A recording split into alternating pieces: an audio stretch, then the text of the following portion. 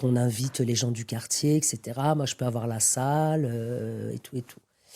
Et là, elles m'ont dit, mais c'est super sympa, mais on fait tout le temps à manger. En fait, on nous sollicite que pour faire à manger, pour faire un couscous, pour les Maghrébins, pour faire du mafé. Donc, on dit, nous, on a envie d'autre chose.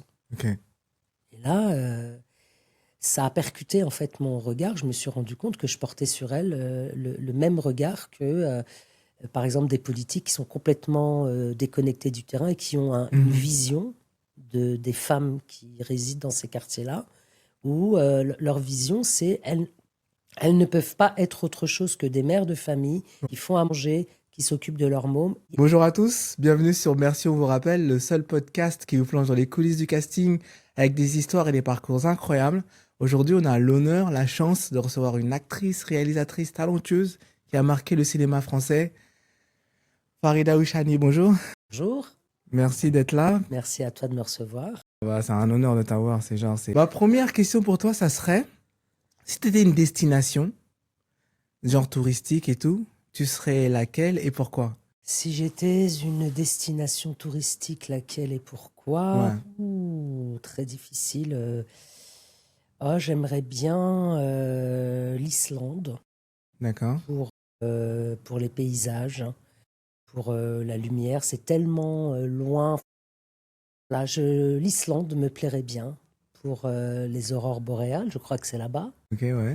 Voilà, c'est pour une rencontre avec une nature brute et encore pleinement sauvage. Ouais, l'Islande me plairait bien. Est-ce que tu as déjà visité un peu ou... Jamais. C'est pour ça que je dis l'Islande. Donc, est-ce que c'est un projet? Est-ce que c'est C'est en gestation, on va dire. C'est en en réflexion et en réflexion? gestation. Ouais. Moi, j'ai beaucoup fait évidemment le Maroc, qui est mon pays d'origine. Mhm, J'ai un peu fait l'Algérie, j'ai un peu fait la Tunisie. Ça, c'est pour parler de l'Afrique. mhm. J'ai fait beaucoup d'Italie, j'ai fait beaucoup l'Espagne, l'Angleterre, pas mal de pays européens. Mhm. Et c'est vrai que l'Islande, là, tout en haut, ça me plairait bien. Et D'accord. Maintenant, si tu donnais un peu un contexte à nos auditeurs, si tu nous parles un peu comment tout a commencé pour toi, je sais que tu as commencé déjà comme travailleur social. autres, mais effectivement. Alors, je commence par ma rencontre avec le théâtre. Déjà, en parlant un peu de travailleur social, parce que Ok. c'est quand même un rare du passé de travailleur social à acteur, tu vois. Déjà, qu'est-ce qui t'a attiré vers ce métier de travailleur social déjà? En fait, moi, dans les années... donc, pour parler de mon travail de travailleur social, je suis obligée de commencer par avant, en Bah, fait. J'ai allons-y. fait du théâtre quand j'étais jeune, Mhm, donc au siècle dernier, quand j'étais au collège. Et ensuite, après le collège, j'ai été obligée d'arrêter. On développera peut-être après pourquoi. Voilà, j'ai été au lycée, j'ai été à l'université, etc. Et au sortir de l'université, en fait, parallèlement à mes études, j'étais surveillante d'externat. Aujourd'hui, ça s'appelle assistant d'éducation. Et ensuite, j'ai passé mon BAFA, j'ai fait de mhm. l'animation en centre de loisirs. J'ai été directrice de centre de loisirs, de centre de vacances. Et naturellement, c'est une voie qui m'a amenée progressivement vers le poste de travailleur social. Je travaillais dans un centre social à Sarcelles, où là, j'étais chargée des activités autour des familles, ce qu'on appelle les familles. Voilà, donc je suis rentrée vraiment en tant que travailleur social en 99. Mais juste avant, j'avais commencé à donner des cours à des étrangers, des cours de FLE, français langue étrangère, et des Mhm. cours d'alphabétisation, où là, c'était des gens qui apprenaient à lire et à écrire, contrairement au FLE, où les gens sont déjà allés à l'école et ont déjà un certain niveau dans leur pays d'origine. Mhm. Et là, il faut qu'ils apprennent le français. Tandis que l'alphabétisation, c'était vraiment pour des adultes qui n'avaient jamais tenu un stylo entre les mains. Ça, Ok. c'était une expérience incroyable. Et donc, vous voyez, voilà, j'ai donné, enfin voilà, j'ai été dans pas mal de structures et d'associations où je donnais des cours, où donc, forcément, j'ai été confrontée à des publics en très grande difficulté, que ce soit social, économique, etc. Et ben, tout naturellement, ça m'a mené à ce travail-là en 1999 dans ce centre social à Sarcelles. Donc, en 99, j'avais déjà repris le théâtre depuis un an. Donc, en octobre 98, j'ai Mhm. repris des cours de théâtre amateur à côté de Sarcelles. Mhm. Parce que moi, J'ai vraiment grandi en banlieue parisienne. Voilà, j'y ai travaillé à peu près 3 ans. Donc en 99, quand je suis rentrée en février, en juillet, j'ai fait mon premier festival d'Avignon. Mhm. Donc on était complètement amateurs.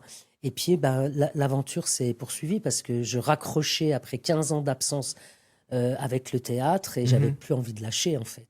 Donc voilà, donc j'ai parallèlement à mon travail enfin, à mon poste de travailleur social, j'ai travaillé, je continuais à progresser dans le théâtre, à prendre des cours, on a continué à jouer. Mhm. On a fait au total 3 festivals d'Avignon d'affilée, 99. Et ensuite, je me suis dit, non, c'est vraiment ça que je veux faire. Mhm. Il faut que je fasse un choix. Donc, je suis partie de mon poste. J'étais fonctionnaire de la collectivité territoriale. Mhm. Donc j'ai quitté et puis je me suis pleinement lancée dans l'aventure du théâtre en prenant des cours, etc.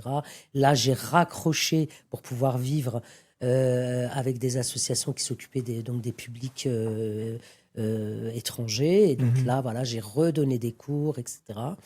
Et voilà, donc mon travail en tant que travailleur social, c'était beaucoup d'essayer de trouver des activités pour créer en fait du lien social. Quand on est travailleur social, Mhm. c'est vraiment la première chose, c'est qu'est-ce qu'on met en place, qu'est-ce qu'on fait au sein de la structure de proximité qui est un centre social dans un quartier, Mhm. qu'est-ce qu'on fait pour créer du lien social, donc pour lutter contre toute forme d'exclusion, pour lutter contre violence, etc. C'est comment on fait du vivre ensemble, comment on Mhm. construit du vivre ensemble avec les habitants.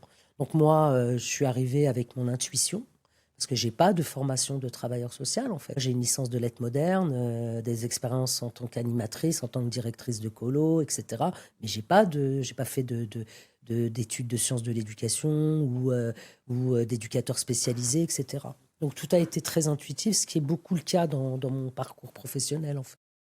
Voilà, Est-ce que dans ton métier de travailleur social, tu as des moments de gratitude que tu te rappelles? ouais. Alors, ouais, j'ai des moments de gratitude dans la mesure où, ça c'est un jour, j'avais donc réuni les femmes autour d'un goûter, Ouais. etc. Et puis je leur dis, alors moi je pensais que mon idée, elle était génialissime, mais elles me regardaient avec beaucoup de compassion, de politesse. Je leur ai dit, voilà, ouais, ce serait super à la fin de l'année qu'on fasse un repas tout ensemble et puis qu'on invite les gens du quartier, etc. Moi, je peux avoir la salle et tout et tout.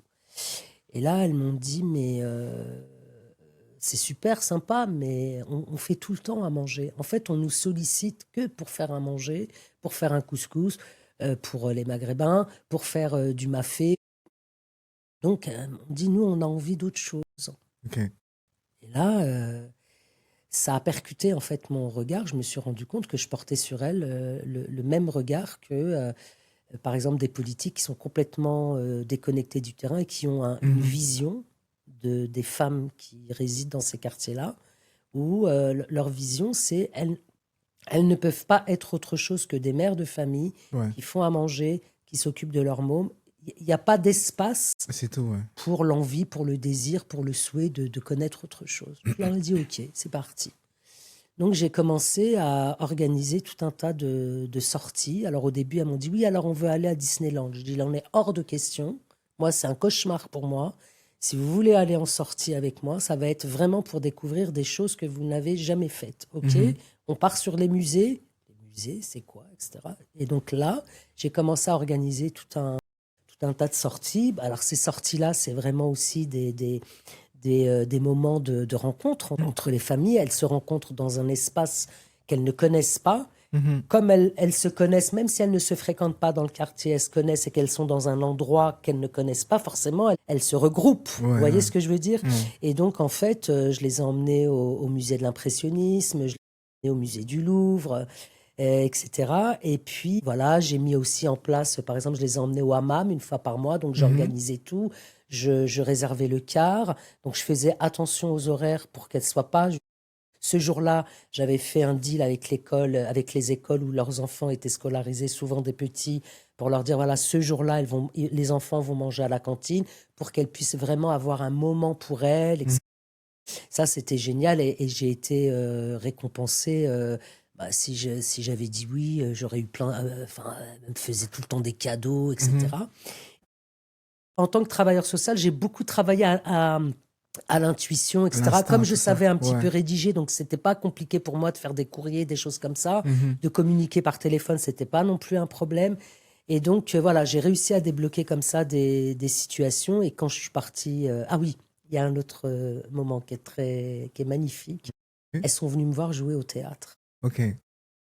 Parce que un soir, je jouais au théâtre de Sarcelles, qui était juste à côté du centre social. Mhm. Et donc, quelques jours avant, je leur dis, venez voir le spectacle, etc. Pareil, Ok. elles n'avaient jamais osé mettre les pieds dans un théâtre. Donc, je te parle de ça il y a 25 ans. Et alors, ce qui était marrant, c'est qu'à chaque fois que je rentrais sur scène, elle faisait des you-you, you-you.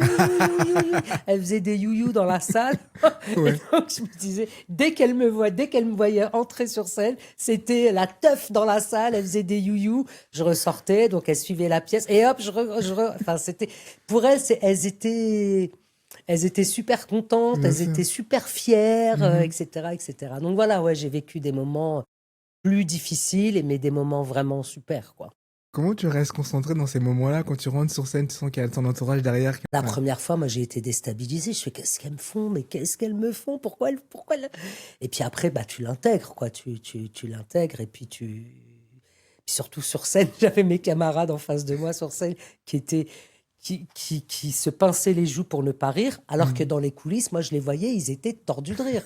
Donc voilà, tu te concentres, tu fais focus sur le front de ton Mhm. partenaire, tu vois, puis tu fais ta réplique, machin, puis après, une fois que j'ai compris qu'elles arrêteraient pas, quoi. Elles ont D'accord, fini ouais. par arrêter à la fin parce que la dernière scène était une scène pleine d'émotions. Donc là, elles étaient concentrées sur l'histoire. Ouais.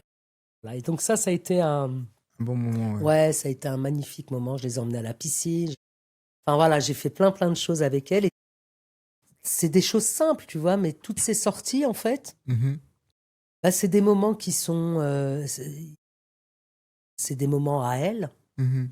Et là, il y a des choses qui se disent, il y a des choses qui se racontent, avec beaucoup de pudeur, mais il y a des choses qui se disent, qui se racontent. Elles sont, comme je disais tout à l'heure, dans un espace où elles n'avaient pas l'habitude d'aller. Mhm. Et donc, ah oui, je les avais emmenées boire un verre dans un super café aux Champs-Élysées. On était allé visiter le musée du costume. Mhm. Et, je leur ai dit, allez, venez, je vous invite et tout. Et là, après, on est sortis, elle voulait faire tous les magasins. Ouais. Et à chaque fois, elle m'achetait un truc. Je me suis retrouvée avec un boa en plume. Je me suis retrouvée avec un sac. Et tout. J'arrêtais pas de leur dire, j'ai pas le droit d'accepter. Vas-y, prends. Donc, c'était leur façon à elles de me remercier, peut-être Mhm. qu'elles considéraient que, ouais, que j'avais été attentive à leurs Mhm. besoins. Mhm. Moi, je parle arabe, donc parmi les femmes, il y en avait pas mal de maghrébines. Mhm. Et donc, elles m'exprimaient ouais, leur joie Mhm. d'être considérées autrement. Enfin, Bien sûr, ouais. tu vois. C'est plus tard que je l'ai compris, Mhm. ça, bien sûr.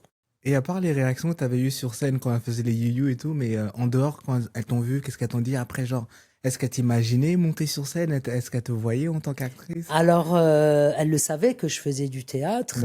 Là, elles m'ont dit, ah là là, t'es pas la même. C'était superbe. C'était une pièce qui était très accessible en termes Mhm. de signifiants. Ok. Et en fait, étaient, euh, elles étaient émerveillées parce que Mhm. j'avais déjà un certain âge. Enfin, un certain âge. Je sais pas, j'avais quel âge à l'époque? Je devais avoir 33, peut-être 35, 36 ans, ouais, à peu Mhm. près. Je suis d'origine maghrébine, Mhm. donc j'ai pas la même vie qu'elle. Je représente pas ce qu'une femme maghrébine de 35 ans. Moi, Mhm. je suis pas mariée, j'ai pas eu Mhm. d'enfants, Mhm. etc. Le fait que je parle arabe, j'avais vraiment comment dire, une relation un petit peu pas privilégiée, mais Mhm. je les comprenais. Et elles étaient, ouais, ça les a aussi quand même pas mal bousculées, tu vois. Donc là, je Mhm. parle des femmes maghrébines, mais c'était valable pour toutes les autres, hein, que ce Mhm. soit les femmes qui venaient du Sénégal ou du Mali ou du Portugal ou de Turquie, beaucoup, etc. C'était pareil, quoi. Déjà, le fait que je parle une autre langue que le français, Mhm. il y avait une rassurée. Et pour elles, c'était, voilà, j'étais pas un extraterrestre, mais comment dire, femme moderne, tu vois, pour elle, c'était ça, quoi. J'étais moderne, j'étais à la fois très française dans ma façon de m'exprimer quand je parlais français, quand elle me voyait négocier, quand je leur expliquais les choses au musée, etc. Et puis en même temps, j'étais un peu comme elle parce que je maîtrisais la langue de mes parents. Tu Bien sûr, ouais, ouais. vois. J'aimerais maintenant qu'on fasse un petit retour en arrière. On parle un peu d'Avignon. Tu sais, tu parlais tout à l'heure de rencontres, Ouais. etc. Toi, apparemment, tu as une rencontre là-bas qui a été un peu le déclic pour toi. Tu nous en parles un peu? Ouais, c'était en 2001. Ok. Certain monsieur Claude Wolff, qui Ok. n'est plus de ce monde, Ouais. est venu voir le spectacle que je jouais à ce moment-là. Et ensuite, il est allé voir la relation publique en lui disant, est-ce que vous pouvez dire à Madame Mouchani de venir me voir en septembre à Paris, dans mon agence, je vous donne l'adresse et tout ça. Ok. Moi, j'étais pas du tout branché. Comment dire. Moi, déjà, je faisais du théâtre, même en amateur. Bon, on était payé sur le Festival d'Avignon. J'avais quand même, je commençais à me professionnaliser dans le sens où j'étais quand même, je gagnais un peu d'argent avec Bien ça, sûr, ouais. tout en continuant à être travailleur social. Mais donc, la relation publique me dit, il faut absolument que tu ailles voir. Il y a Claude Wolff qui est venu, Claude Wolff et tout. Je lui dis, ah ouais, c'est qui? Alors, elle me fait, bah, tu connais pas Claude Wolff? Je lui dis, bah non. Donc là, elle m'explique que c'est l'un des premiers agents de Paris qui avait créé un fichier, ce qu'on appelait à l'époque un fichier électronique du spectacle. Ok. Et donc, à l'époque, donc vraiment à l'époque, hein, c'était bien, quand il est venu en 2001, c'était déjà vers la fin, hein. Et on va dire dans les années 60, je crois, il avait créé ce fichier. Et en fait, quand tu avais un agent, il fallait que toi, tu le payes. Il n'y avait pas cette histoire de 10%. Ok. Donc, elle me dit, il faut absolument que tu ailles le voir et tout. Août passe, et puis je vais le voir à son agence au mois de septembre, et il me dit, voilà, je suis venu vous voir en 2000 au Festival d'Avignon, et j'ai noté votre nom. Et quand je suis revenu donc cet été, je vous ai revu sur scène. Je pense qu'il faut que maintenant vous donc je lui explique tout ce que je fais, intégrer le milieu. Et il me dit cette phrase magnifique. Il me dit, vous êtes comme le bon vin. Vous allez vous bonifier en vieillissant. Ok, D'accord. très bien. Et donc, il me fait rencontrer des gens pour des auditions, etc. Et c'est là que je rencontre Yasmina Yayaoui, qui avait travaillé à l'époque pour France 3 et qui allait par la suite réaliser Rue du Figuier, un film avec notamment, je l'ai sur le bout de la langue, bref, un humoriste algérien qui est décédé aussi. Bref. Et donc, je fais sa connaissance. Et là, je tourne mon premier court-métrage vraiment en professionnel, quoi, vraiment. Suite à donc ça, c'est grâce à Claude Wolff. Et suite à ce court-métrage, un an et demi après, pratiquement un an et demi après, je suis contactée par une directrice de casting qui s'appelle Tatiana Vial. Tatiana Vial. Non, je dis des bêtises. Une directrice de casting, mais c'était pas Tatiana Vial, qui me contacte pour passer des essais pour un téléfilm. Et là, ben, je passe les essais. Je n'ai pas d'agent, hein. On est en 2004, je crois. Ouais, 2004. Je passe les essais. Je suis pris. Ok. Quelques jours plus tard. Donc là, j'ai déjà quitté mon poste et je suis en galère financière de malade. De ouf. Et je suis d'ailleurs en train de faire un CAP de cuisine. J'avais idée de monter une compagnie de théâtre et en y mêlant la cuisine. Enfin bon, c'était pas très clair dans ma tête, mais bon, j'ai quand même un CAP de cuisine maintenant. Et donc, elle m'appelle et donc je passe les essais. Je reviens la semaine d'après pour ce qu'on appelle le callback. Et là, je suis prise. Et quelques jours plus tard, il y a le directeur de production. Donc, pour moi, c'était des salaires de dingue.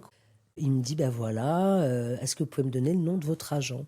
Je dis, ben j'en ai pas. Il me dit, vous en avez pas?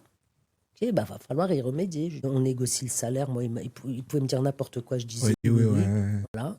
Donc j'ai fait ce premier téléfilm réalisé par Rachida Krim et qui s'appelait donc Permis d'aimer, avec Fejria Deliba, Charles Berling, etc. Et là, pendant le tournage, le directeur de production, Fred Larry à l'époque, vient me voir, il me dit, il faut vraiment que tu aies un agent. Je pense que tu as quelque chose à faire dans ce milieu, etc. Mm. Et alors là, je mens comme une effrontée. Je lui dis, bah, écoutez, j'ai envoyé plein de photos. Ouais. Personne ne me répond. Parce que moi, j'avais entendu les gens parler, dire, ouais, t'envoies des photos, ils te répondent pas, tu payes je sais pas combien et tout. Donc, j'avais dit, j'ai envoyé plein de photos, personne ne m'a répondu. Moi, si vous connaissez quelqu'un, il me dit, ouais, j'ai une très bonne copine. Allez la voir de ma part. Ah, je lui dis, ah non. Je dis, vous l'appelez et vous lui dites que vous avez quelqu'un à lui présenter. Ouais. Et là, après, je l'appelle, mais moi, il me dit d'accord. Donc, quelques jours plus tard, il me revoit sur le tournage. Il me dit, c'est bon, tu peux appeler Christine. Christine Parra. Ok. Christine, si tu vois ce podcast, ou tu l'entends, je sais pas, c'est Les deux. les deux, eh bien, voilà, je te salue, ma chère Christine. Et donc là, tu vois, tous les noms que j'ai cités, ce sont vraiment des gens qui ont quand même assez bouleversé ma vie. D'accord. Et donc je vais voir Christine Parra, rendez-vous est pris. Et là, elle me dit de manière très très claire, elle me dit, écoutez, moi, vous venez de la part de Fred Larry, qui est un très bon ami, etc. C'est quelqu'un avec qui j'aime beaucoup travailler et tout ça. Elle me dit, mais moi, il faut que je vous voie. Si j'ai le coup de cœur pour vous, je vous défends. D'accord, ouais. Si j'ai pas le coup de cœur, ça veut pas dire que vous êtes mauvaise. Ça veut juste dire que moi, je vais pas pouvoir pleinement vous défendre. Bien sûr, ouais. Je dis, ok. Je dis, bah là, je suis en train de tourner un téléfilm, mais j'ai des DVD. À l'époque, on avait les DVD. Ouais. J'ai des DVD des 2-3 courts-métrages que Ok, j'avais ouais. fait. Donc là, on est au mois de décembre 2004.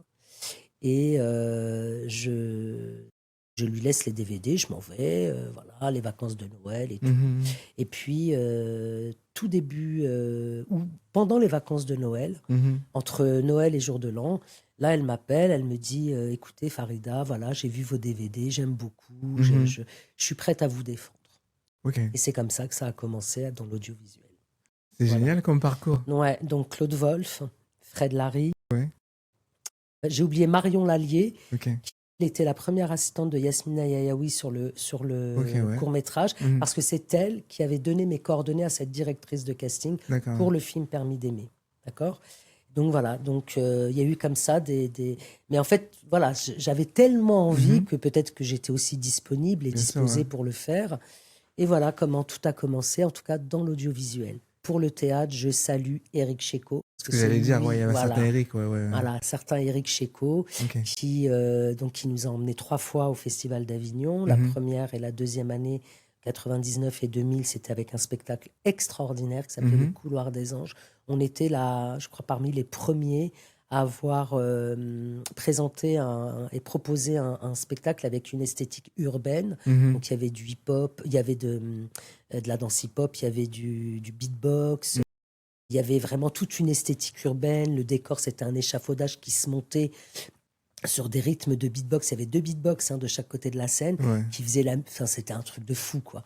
Et donc, voilà, c'est quand même aussi par lui que tout a commencé. Et tout a recommencé pour moi. Tout a recommencé. Mais à quel moment, toi, tu te dis, c'est ça que je vais faire comme travail? Parce que tu étais travailleuse sociale, tu as eu ton premier court-métrage, etc. et tout. Bah, en fait, c'est à l'issue du 3e Festival d'Avignon, en 2001. Travailleur social, ça demande un engagement. Ça demande aussi ça demande beaucoup de temps, beaucoup d'énergie, etc. Et c'était pas possible de faire les deux à la fois. Ok, ouais. Parce que d'abord, c'était du temps plein, 35-37 heures par semaine. C'est impossible. J'aurais pu faire ça. Tu peux pas faire ça à mi-temps. C'est comme prof. J'ai été à un moment donné, j'ai fait des remplacements de prof. Bien sûr, ouais. Donc, quand des fois tu galères, t'as pas trop de tournage, t'as pas de casting, etc. Faut continuer à payer les charges, quoi. Vraiment, c'est tout aussi simple que ça. Et en fait, c'est des métiers, ce sont quand même des métiers qui demandent beaucoup, beaucoup, beaucoup. Bien sûr, On peut pas faire à la légère, tu vois. Et donc, au sortir du 3e Festival d'Avignon en 2001, je me suis dit, bon, et puis Claude Wolf, où j'ai commencé à tourner. Alors, la première fois que j'ai tourné dans un court-métrage, moi, je viens du théâtre. Ouais. D'accord ? Donc, je ne parlais pas comme ça. Quand j'ai commencé à jouer la scène, j'ai projeté ma voix, comme si, genre, j'étais au théâtre. L'ingé son, il a enlevé son casque, il a dit, c'est pas la peine. C'était très difficile pour moi En En fait, comme j'ai pas de formation, en fait, ma seule formation, c'était les ateliers amateurs, tu Bien vois. sûr, ouais, ouais. Et donc, j'avais super mal à la mâchoire parce que j'avais l'impression qu'il fallait que je parle comme ça, Mhm. etc. Tu vois, c'était... Voilà, c'est pour ça que j'ai accepté beaucoup, beaucoup, beaucoup de choses au début, peut-être qui n'étaient pas forcément intéressantes, Mhm. mais j'avais besoin d'apprendre mon Bien sûr. métier, tu Ouais, vois. ouais, ouais. J'avais besoin de l'apprendre. Et je sais plus, j'ai perdu le fil, je crois, non? Non, non, on était bien Non? là. Ah, d'accord, ok. On était bien parce que tu sais, tu Ok. disais que c'était genre une seconde vie, etc. Parce que généralement, quand on veut commencer dans ce milieu, on commence jeune, tu sais. Et En fait, oui, on commence jeune quand on peut, mais en même ouais. temps, c'est un métier, il n'y a pas d'âge pour le faire, hein. Tu peux le faire Mhm. à tous les âges. Il y a Mhm. des personnages de tous les âges. Mhm. Après, il y a une tranche d'âge où ça devient de plus en plus...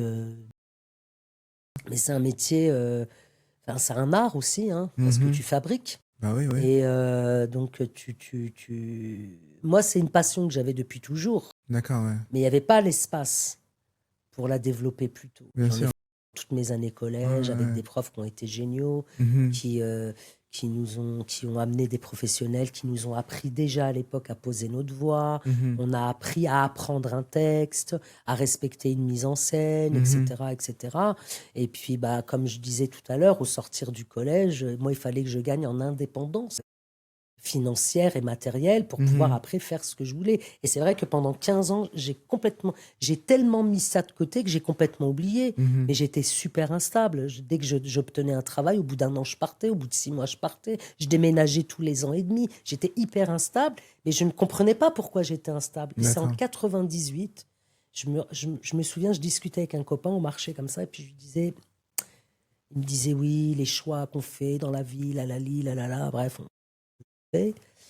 Et tout d'un coup, je me vois lui dire, mais en fait, moi, il faut que je revienne au théâtre. Mhm. Parce on se disait pourquoi on est instable, Ouais, c'est ça, etc. ouais. Je dis, je crois qu'il faut... C'est comme si la petite voix, tu vois, Mhm. j'avais pas de boulot, j'avais plus de boulot à l'époque. Et donc, c'est comme ça que quelques semaines après cette discussion, je rencontre un autre pote qui me dit, Eh, Farida, il y a un super cours de théâtre. Ouais. Il faut vraiment que tu viennes t'inscrire. Mon Mhm. pote Khalid Zaouch, si tu écoutes, je te salue. Et donc voilà, je me suis inscrite à cet atelier en 98, j'avais déjà 31 ans, Ouais, ouais. tu vois, j'avais déjà 31 ans. Mais Mhm. quand je me suis inscrite à cet atelier amateur, pas, je sais pas comment dire, mais pas une fraction de seconde, j'aurais pu imaginer que j'allais continuer là-dedans Ok. pendant toutes ces années, Mhm. depuis toutes ces années, du moment que je reprenais. Mhm. Tu vois, c'était ça le plus important pour moi, c'était de raccrocher avec quelque chose que j'avais au fond de moi et qui ne s'était jamais éteint, bien heureusement, enfin fort heureusement pour moi, tu vois. Mhm. Donc voilà, donc quand j'étais travailleur social, j'ai adoré ce que j'ai Ouais, fait, ouais. mais c'était pas ma voie, Ok, d'accord. c'était pas ma voie, tu vois, parce que il faut vraiment, faut s'impliquer dans tous les métiers. Tu sais, j'ai un autre boulot à côté. Mhm. Je dis boulot, mais c'est un autre travail, vraiment un emploi. Je Mhm. suis chargée de cours. Je ne dis pas prof, je suis chargée de cours dans une école qui s'appelle l'IES à Paris Mhm. et qui forme, entre autres, il y a plusieurs disciplines, il y a plusieurs spécialités, tout ce qui est métier du marché de l'art. Ok, Donc, on ne ouais. forme pas les artistes. Ce Mhm. n'est pas une école qui forme les artistes, c'est une école qui forme les étudiants, les futurs directeurs de projet, producteurs, parce que tu as une filière audiovisuelle, tu as une Mhm. filière métier de la culture, tu as une filière marché de l'art, marketing et communication Mhm. culturelle, etc. Et là, j'y ai toute ma place. Pourquoi? Parce que la pédagogie de l'école s'appuie sur des profs qui ont du vécu Mhm. et qui ont sorti quelque chose de ce vécu-là. Et moi, comme j'ai fait plein d'expériences, où moi-même j'ai été amenée à monter des projets, parce que je t'ai parlé des sorties, mais il n'y avait pas que ça, mais Mhm. moi-même j'ai monté des projets, etc. Eh bien, forte de cette expérience, je suis Mhm. rentrée à l'USA d'abord pour donner des cours de français à des étudiants chinois. Ok. D'accord? Donc, je ne parle évidemment pas un mot de chinois. Mhm. Donc, ils étaient obligés de comprendre et j'étais obligée de me faire comprendre, Ouais, tu vois? ouais, ouais. Ça devrait être drôle à voir, ça. C'était génial. Et Ouais. en fait, quand je suis entrée dans cette école, il y a plus de 18 ans déjà, Ok. j'avais genre 12 heures au premier semestre et Ouais. 12 heures au second semestre. Donc moi, à côté, Mhm. j'essayais de me démerder et tout. Et puis petit à petit, les spécialités ont commencé à arriver, à s'étoffer, à se développer. Et puis à chaque fois, tu crois que tu pourrais animer un atelier de prise de parole, des comédiennes et tout? Ouais. Donc après, je vais me renseigner, tout ça. Tu crois que tu pourrais monter un workshop médiation? C'est quoi? En fait, à partir d'une structure qui existe, donc ça peut être un théâtre, un centre culturel, etc., tu accompagnes les étudiants pendant une semaine dans leur réflexion de comment on monte un projet culturel, de médiation entre l'artiste et le public. Je dis, ah non, moi, je veux bien faire ça, mais moi, c'est plutôt pour amener les publics les plus Ouais, éloignés. Parce que moi, ça, je l'avais vécu. bien sûr, Tu ouais. vois, comment je fais pour amener, moi, les femmes au musée, etc. Et, et donc, voilà. Donc, tu vois, c'est plus des formations comme ça qui vont s'appuyer plus sur les compétences que j'ai acquises grâce à mes expériences professionnelles quand même variées, Ouais. certes, mais toujours autour de la relation, Ouais. toujours autour de l'humain, tu vois. Plus tout le travail que tu fais sur toi-même, tu vois, de réflexion, etc. Voilà, et donc là, c'est une école qui m'a permis, qui me permet depuis 18 ans de concilier à la fois mon art de Ouais. comédienne et la pédagogie, la transmission, etc. Et vraiment, j'ai trouvé un équilibre extraordinaire parce que c'est l'engagement que ça me demande est juste suffisant de ce que je peux donner. Et alors après, j'ai un super relationnel en général avec les étudiants, etc. Ouais. Ça se passe super bien. On fait des super projets, on imagine des super projets. Pour valider leur cursus, il faut qu'ils valident, il faut qu'ils créent un événement de A à Z Ok. avec une programmation artistique, un lieu, payer le lieu, payer les artistes, etc. Donc tout ça, ils l'apprennent avec les cours théoriques Bien qu'ils sûr, ont ouais. avec d'autres profs et dans la pratique. Et moi, je les accompagne dans ça. C'est extraordinaire. J'aimerais maintenant on parle un peu de la comédie parce que tu sais, tout à l'heure en off, je te disais, ouais, mais toi, je t'ai vu partout. Ça veut dire que je peux pas regarder quelque chose sans t'avoir vu. Tu me dis, ouais, la flatterie, ça marche pas trop, mais est-ce que c'est venu naturellement pour toi, la comédie ou La comédie, c'est-à-dire... je t'ai vu beaucoup dans des films, genre par exemple Opération Portugal ou Qu'est-ce qu'on En a fait, encore je fait au passe des bon Dieu. castings. Moi, Ouais, je passe les castings qu'on me propose, ok, tu vois. Donc,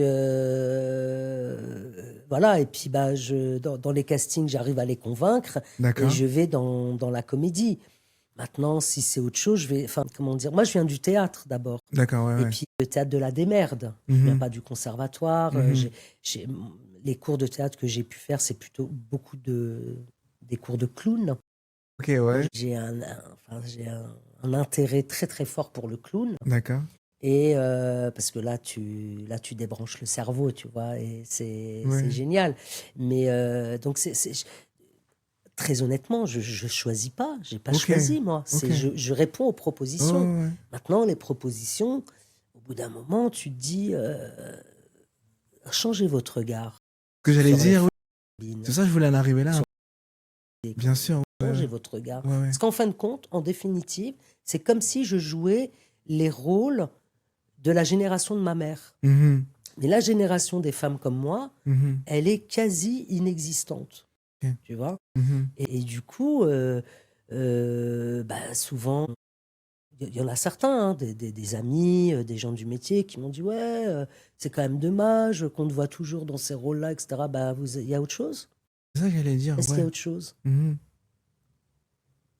Les mecs, ils ont plus d'opportunités que nous, tu vois. Ils ont beaucoup plus d'opportunités que nous. On a des acteurs mhm, racisés qui sont quand même connus et ouais, reconnus. Ils sont au top, quoi. mhm, Mais les femmes racisées, ça court pas les rues, en fait. Et donc, en fait, c'est le regard mhm, qu'on porte sur nous mhm, qu'il faut changer. mhm, Les récits.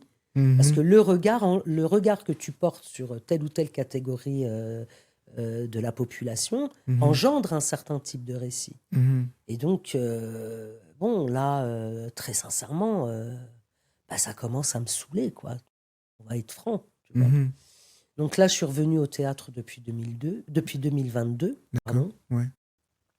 Et puis là, je joue actuellement pour un spectacle de Nasser Djemai. Ok.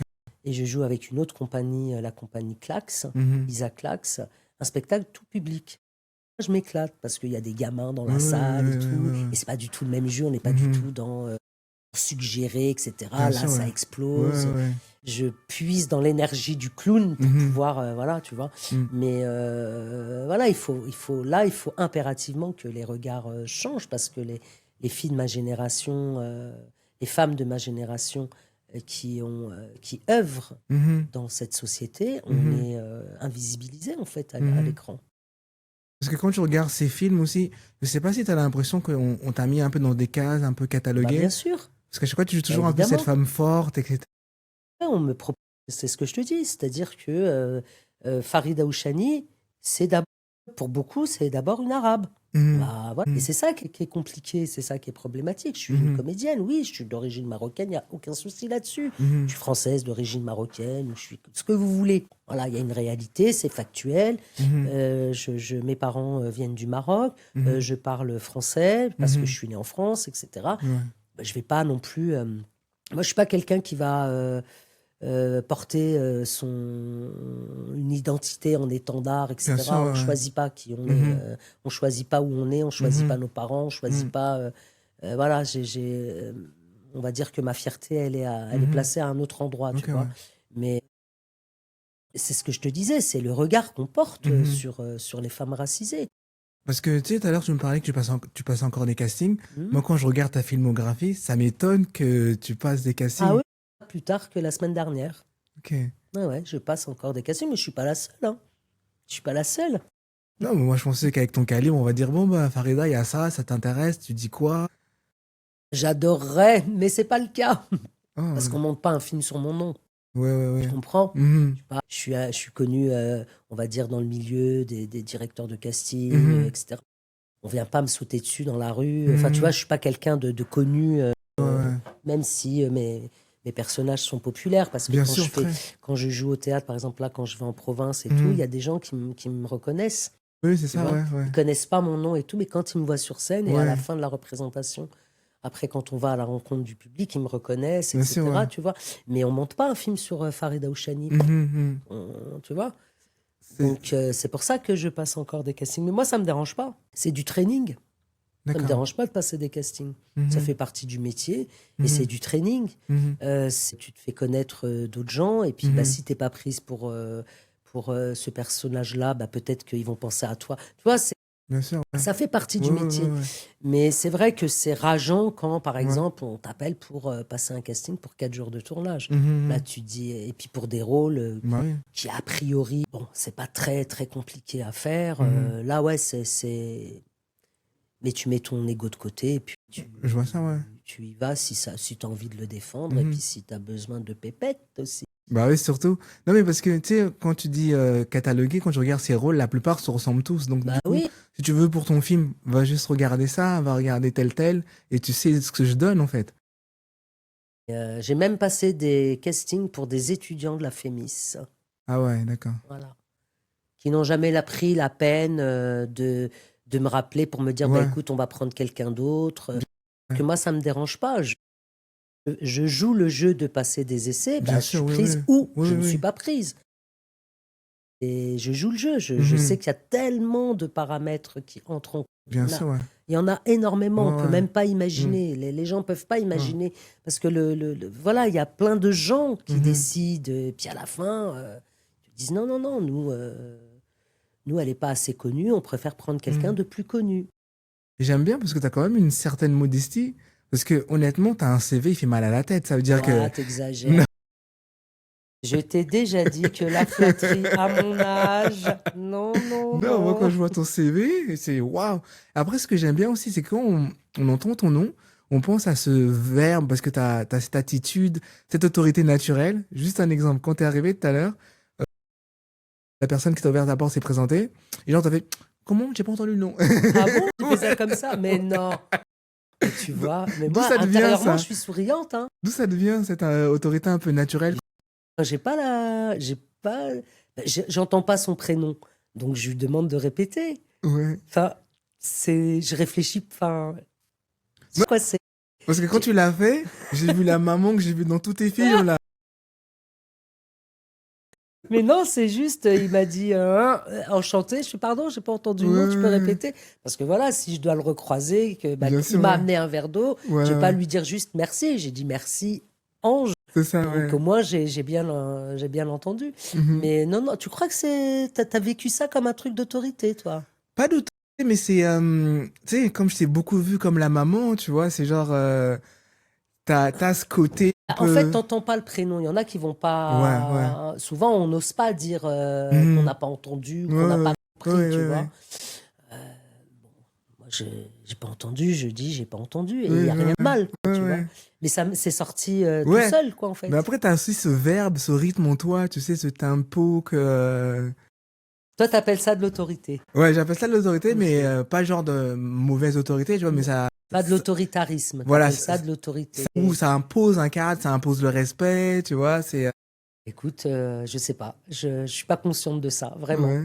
Non, non, j'ai pas entendu. Pardon, j'ai pas entendu. Tout à l'heure, tu parlais aussi de clown, etc. et tout. Hmm. Et moi, j'ai vu une scène, j'ai toujours une scène en tête.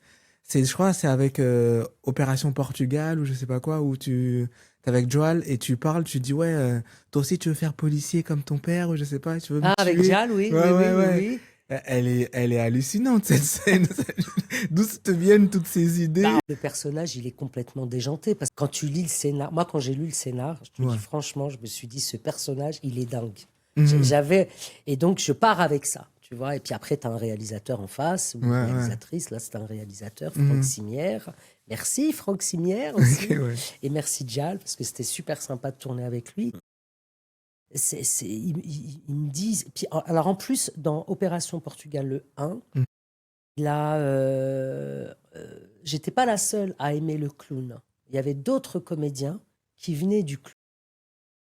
Et quand tu fais du clown, il y a un truc que tu lâches. C'est-à-dire, tu fais tes trucs et tout, mais tu n'es plus du tout conscient de ce qu'il y a autour de toi. Je sais pas comment te dire, c'est très organique. C'est pas dans la tête, en fait. Mhm. Tu vois. Donc, moi, je réfléchis pas. Je Mhm. réfléchissais pas, tu vois. Voilà, donc je me suis plus laissé aller comme ça Bien sûr, ouais, ouais. à faire des trucs. Bon, c'est vrai, et c'est vrai ce que tu dis, parce que souvent, donc, quand je croise des gens, il y en a certains qui me reconnaissent, etc., et Mhm. qui me disent, ah là là, votre personnage dans Opération Portugal, j'ai adoré, j'ai Ouais, adoré. Moi, je ouais. me rends pas compte, parce que je l'ai vu qu'une fois, il faudrait que je le revoie pour Bien sûr, ouais. me rendre compte de l'impact qu'il peut avoir. Mhm. Mais en fait, c'est pour pouvoir avoir cette énergie comme ça, explosive, C'est ça, etc. Moi, ouais. je puise Ouais, dans ouais, mon ouais. travail de clown. Dans mon travail de clown. Oui, parce que tu sais, je parlais d'autorité, mais en fait, c'est un truc qui impose le respect. En fait, quand on t'entend parler, c'est direct, on dit, ouais, on va rester Ça, carré. c'est ma voix peut-être. J'ai la voix grave, Ouais, etc. C'est peut-être la voix qui fait je ça. sais pas, Mais ouais. je suis très gentille. Non, j'aimerais qu'on parle aussi, tu sais, tout à l'heure, t'avais dit, ouais, les films se montent pas sur mon nom, tu sais. Oui, Toi, t'es un peu ces gens qu'on appelle le second couteau, tu sais, ça veut dire que ouais, t'es dans beaucoup de films, tu le portes quand même aussi parce que ton personnage est important quand même. oui. Mais toi, comment tu vis ça d'être toujours un peu ce second couteau de... C'est moi dans ce milieu, je suis arrivé tard. Mhm, Tu vois, j'avais déjà un vécu. Donc, quand j'ai commencé à tourner la première fois où vraiment j'ai tourné professionnellement, c'était fin 2003, ce fameux mhm, court-métrage. 2004, j'ai ce téléfilm. L'audiovisuel, 2003, j'ai déjà, alors attends, 30, je sais plus, 30 et quelques années. mhm. Je m'approche de la quarantaine, en fait, hein. Ok, Je ouais. suis de 67, donc 2003, 2007, Mhm. 2007, 40 ans. Non, je sais plus. Oui, C'est- c'est ça. C'est ça. Et oui, parce que je vais avoir 60, donc c'est ça. 2007, je vais Mhm, avoir 40 ans. Donc en 2003, j'ai ce premier court-métrage. 2004, j'ai ce premier téléfilm, etc. mhm, Moi, je suis arrivée tard. Donc déjà, c'est vrai que pendant des années, Christine Parra me disait, mais tu es légitime. À chaque fois que je réussissais un casting et mhm, que je tournais, c'était presque, je m'excusais d'être là. mhm, Parce mhm, que je me sentais pas légitime. Donc, mhm, ce sentiment de légitimité, mhm, de se sentir légitime ou pas, mhm, il traverse beaucoup de personnes. Il ne traverse pas que les jeunes ou quoi. Et c'est mhm. pas une question de confiance en soi ou pas. C'est de se dire, pour moi, c'est comme un miracle en fait. à chaque fois que je suis sur un tournage, c'est génial, c'est un cadeau pour moi. C'est Mhm. pas un truc. Bon, maintenant, c'est quand même mon métier, etc. Mais si tu veux, pendant des années, ça a été comme un cadeau qu'on me faisait. Mhm. Et Christine Parra, elle s'est beaucoup élevée contre ça en me disant, mais t'es légitime, et si on te prend, c'est pas pour te faire plaisir, c'est parce que Mhm. c'est toi qui veux, etc. Et donc tout ça, tu vois, moi, j'ai pas baigné là-dedans. Mhm. Personne de ma famille ne travaille dans le milieu artistique. Mhm. Personne. Ni frère, ni sœur, ni cousin, ni personne. Ok, Je ouais. suis toute seule dans ce métier-là. Mhm. Je suis arrivée toute seule dans ce métier-là. Tu Mhm. vois, grâce à toutes les personnes que j'ai citées tout à l'heure. Mhm. Donc, si tu veux, après, dans un film, le personnage principal, il a d'autres personnages autour de lui Ça, ouais. qui puissent vivre. Et il faut bien que les autres existent. Tout ça. Voilà, donc moi, moi, non, ce qui me dérange le plus, c'est vraiment, il faut changer le regard sur les femmes racisées. Bien C'est sûr, ouais. vraiment ça Ouais, ouais, ouais. qui m'importe le plus maintenant, si on estime que... Ouais. Enfin, tu vois, c'est vraiment ça, parce que on s'ampute de beaucoup d'histoires, Bien en sûr, fait. ouais. Tu vois, il y a beaucoup d'histoires qu'on Ouais. pourrait raconter Mhm. beaucoup plus subtiles, beaucoup plus Mhm. intéressantes, Mhm. etc. Et parce qu'il y a ce satané regard Mhm. sur les femmes et sur les... Enfin, tu vois, tu vois, cette histoire de cataloguer. Moi, j'ai une amie qui est actrice, qui n'est pas racisée, qui est blonde, aux yeux bleus. On lui propose pareil.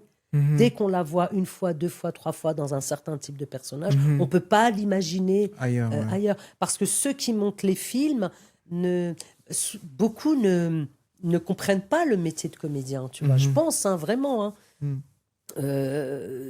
Tu vois, là, depuis quelques années, on fait des lectures en amont. Mhm. Tu vois, avant le début du tournage, on fait des lectures. Quand c'est possible, Bien on sûr. se rencontre, etc. Et moi, quand j'ai commencé à tourner, des fois, je rencontrais les comédiens, soit quand c'était fait la fête de début de tournage, Mhm. où là, je disais bonjour à tout le monde, Mhm. et 2 jours après, tu commences à tourner avec quelqu'un avec qui tu n'as jamais travaillé, tu n'as même pas répété ta scène. Et Mhm. on est, tu vois, donc ce qui est bien, c'est couper, on la refait, couper, on la refait. Mhm. Mais donc c'était ça, moi, quand j'ai commencé, tu vois, Mhm. il y a une vingtaine d'années. Mais aujourd'hui, tu as de plus en plus de réals qui font des séances quand c'est possible de le faire, Mhm. quand on en a le temps, qui font des séances, des lectures pour voir un petit peu comment ça Mhm. match. Voilà. Et donc ça aide, si tu veux. Mhm. Mais le métier évolue, Mhm. mais il faut qu'il évolue aussi pour nous, quoi. Moi, j'ai fait la daronne de plein... J'ai pas d'enfants, mais alors dans le cinéma, j'en C'est la ai... maman de tout le monde, oui. Tu disais que le regard, il fallait qu'il change. Est-ce que toi, tu penses qu'à l'heure actuelle, tu as le pouvoir de dire non ou pas? J'ai le pouvoir sur moi, en tout cas, oui, j'ai dit non à des choses. J'ai dit non à des choses parce que tu sais, c'est pas le fait de jouer, c'est comment c'est écrit aussi, tu vois. Ok. Moi, de m'appeler Fatima, Rachida, Malika, c'est pas ça le problème. C'est Mhm. qu'est-ce qu'on raconte à travers ce personnage et comment on le raconte. C'est Mhm. ça mais c'est pas la question du pouvoir, c'est qu'est-ce que tu décides pour toi à un moment donné de ta vie, tu vois. Mhm. Donc, je tourne moins, tu vois. Mais bon, écoute, peut-être qu'on voudra de moi de nouveau dans quelques années pour d'autres rôles, mais il y a des rôles que... C'est pas des rôles que je ne veux plus faire. C'est un certain type d'écriture Mhm. où, par exemple, où les classes populaires, tu sens qu'elles sont traitées avec soit de la condescendance ou avec une très grande ignorance. Ça, j'ai plus envie. Ça, j'ai plus envie. C'est pas mal. T'as répondu parfaitement à Qu'est-ce ma que je peux question. Vas-y. Mais revenons un peu sur tout à l'heure, tu parlais de un peu ce syndrome de l'imposteur. Tu disais, ouais, tu te sentais pas à ta place et tout. Qu'est-ce qui faisait que, genre, tu te dis, Parce que dans ma tête, c'était j'ai pas fait les bonnes études pour ok. ça. Tu vois, c'était ça. Parce que bon, moi, si tu veux, j'ai grandi à une époque où les études, c'était tout. Mhm. Il fallait avoir son bac. Mhm. C'était hyper important Mhm. parce que c'était ce par quoi, enfin pour moi, hein, c'est ma Mhm. construction, c'était ce par quoi j'allais avoir mon indépendance. Mhm. Et pour moi, c'était très important Bien sûr. et d'avoir une indépendance, etc. Pour pouvoir faire ça, il fallait passer des études. J'ai fait de l'animation, j'ai fait mon BAFA, j'ai fait un CAP de cuisine, comme je t'ai dit, j'ai fait des études de lettres, etc. Et Mhm. donc, à chaque fois, il fallait que je certifie que j'étais capable de. Tu Je vois. vois, ouais. Donc, moi, quand je suis arrivée dans ce métier-là, que je prenais très au sérieux, le fait de n'avoir aucune qualification. Alors, je Mhm. fais des stages bien sûr, je me suis inscrite à Mhm. des formations, stages, etc. Ouais. Tu vois, et puis après, le métier aussi, à l'intérieur du métier, tu continues à apprendre, etc. Mhm. Mais voilà, c'était ce sentiment d'illégitimité. C'est parce que j'ai commencé, j'avais 30 et quelques années, 37 ans. Je viens de nulle part. Alors, à tort, hein, peut-être que je l'ai eu à tort. Mais voilà, ça a été mon chemin. Pendant des années, je me suis Mhm. sentie euh, pas légitime. Ok. Voilà, et que c'était comme un cadeau. C'est vraiment grâce à Christine Parra, c'est mon premier agent. Hein, Bien sûr, d'accord? ouais. Je Ouais. suis rentrée dans l'agence de Mhm. Christine en ce que je te disais tout à l'heure. Mhm. Elle a arrêté le métier depuis. Et c'est vraiment elle qui m'a accompagnée. Elle ne m'a pas que proposé des rôles. Elle m'a aussi accompagnée dans accepter Mhm. que j'étais vraiment comédienne. Ouais. Voilà. Mhm. J'en suis vraiment reconnaissante. Et comment tu vis en fait le fait que des fois les personnes puissent te reconnaître parce qu'on t'a vu dans peut-être qu'est-ce qu'on a fait au bon Dieu ou on a. Bah, je sais pas, comme ça m'arrive pas tout le temps, hein, C'est je suis pas vrai? harcelée, non. Non, non, non, non, non, mais Non, mais arrête. non, sérieusement. Tu sais, Non, t'as non, quand non, même un non. visage qui marque, une J'ai surtout voix. une voix. Des Ok. gens qui me reconnaissent à ma voix, Ok. tu vois, parce que je joue rarement comme ça. Ouais, Tu ouais, vois, ouais, ouais. j'ai souvent soit un foulard, soit les cheveux attachés, je suis C'est ça. gris. Ouais, ouais. Et ce qui m'étonne, c'est qu'on me reconnaisse à ma voix. D'accord. Alors là, ça m'est arrivé l'année dernière quand on tournait le film que j'ai tourné avec Redouane Bougueraba, Oui, oui, sur la sur la route de. route, réalisé par Olivier Dacour et Nabil Aïta-Kawali. On a tourné à Tanger. Et donc, un soir, après la journée, donc, on va dans la Médina avec les camarades de jeu. Mhm. Et je suis en train de parler dans la rue avec, je sais plus qui c'était, Caroline, je crois. Et tout d'un coup, il y a quelqu'un qui me dit «Oh, Tata Bakta!» C'est un des personnages que j'avais fait en 2010. Et donc, quand on dit Tata Bakta, obligé, je me retourne, C'est ça, tu ouais, vois. Et ouais, elle me dit mais vous avez joué dans Tata Bakta? Je lui dis ouais, «Oui, ouais, oui, oui, vous êtes Tata Bakta.» Je lui ouais, dis «Oui, ouais, c'était mon personnage.» ouais, Je lui dis «Mais comment vous m'avez reconnu?» «Mais c'est votre voix, c'est votre voix.» ouais, Ça, ouais, j'ai trouvé ça hallucinant. Tu vois, ça, c'est des trucs qui m'hallucinent. Mais sinon, je le ouais, prends normal, quoi. mhm. On peut faire une photo avec vous? Bah, bien sûr, Ouais, avec plaisir. ouais, C'est quand même pour vous qu'on fait ce métier. Donc... Alors, des fois, t'es pas toujours. Moi, ça m'arrive pas tout le temps. Tu vois, c'est pas une star ouais, où tu peux pas sortir, tu peux pas prendre le métro et tout ça. Tu vois, je ouais, suis pas ça. Donc, quand ça m'arrive, bah, c'est plutôt, ouais, c'est ouais, plutôt sympa, tu vois. Tu, mhm, tu te rends disponible pour la mhm, personne qui t'a reconnu, qui t'a vu mhm, dans tel film, qui a bien aimé ta prestation, etc. Tu mhm. te rends disponible. Mais je suppose que, je sais pas, si tu es tout le temps sollicité, tout le temps, au point que tu ne puisses pas faire un pas sans. Je Je vois, ouais. pense que ça peut être compliqué à vivre parce que Mhm, t'as plus. Je pense que ton espace de liberté, il se réduit, il se réduit, il se mhm. réduit. Et du coup, bah, tu peux pas te déplacer Bien sûr, normalement, ouais. etc. Je sais pas, ça doit être compliqué à vivre, à mon avis. J'imagine, ouais. Mais Ouais. tu sais, toi, t'as tourné avec des plus grands, tu sais, avec les Redouane, etc. Est-ce que eux, des fois, quand ils voient ton talent, ils se disent, ah, c'est dommage qu'on t'exploite pas assez. Je sais pas, j'ai pas été leur demander Non, ça. il n'y a pas ce genre de conversation. Non, non, non, non, non, non, non. On pourrait croire qu'ils vont dire, ouais, mais toi, t'es génial, Farida, il faut qu'on te voit plus, ou une solidarité, peut-être. Je sais pas. Je sais pas, non, on me dit pas. Non, non. Ça s'est très bien passé avec Redouane. J'ai joué même la mère de Cadmerade, Ouais. qui est plus âgée que moi. Alors ça, c'était une sacrée prestation. Ah ouais? Ouais, j'ai joué sa mère. Et lui, donc on s'est revus dans un ou deux tournages. Et là, à chaque fois, il disait, mais elle a joué ma mère, vous vous rendez compte, elle a joué ma mère. Il était trop marrant. C'était marrant la façon qu'il avait de dire ça, avec Une fierté? ouais, du respect peut-être, tu vois. Mais sinon, non, non, ça reste un métier d'abord très précaire, Ouais, où beaucoup de relations sont quand même assez volatiles, tu j'ai vois. l'impression, On ouais. passe très vite à autre chose, et puis aujourd'hui, notre capacité de concentration, c'est énormément réduite aussi. Donc, faut rappeler les gens, ou je sais pas ce qu'il faut faire pour que je tourne plus, mais bon, écoute, pour l'instant, c'est comme ça, et puis voilà, quoi. Si ça se débloque, ça se débloque. Si ça se débloque pas, j'ai le théâtre à côté. Oui, Pour c'est ça, l'instant, ouais. ça va, quoi. J'ai pas du tout. Moi, je ne sors pas du métier. Mhm. je suis là. Je continue quand même à passer quelques castings, donc voilà, c'est un métier où les compétences seules ne suffisent pas. Il faut plaire. Et ça, il faut le gérer. Ouais. Il faut plaire. Faut donner envie aussi, c'est...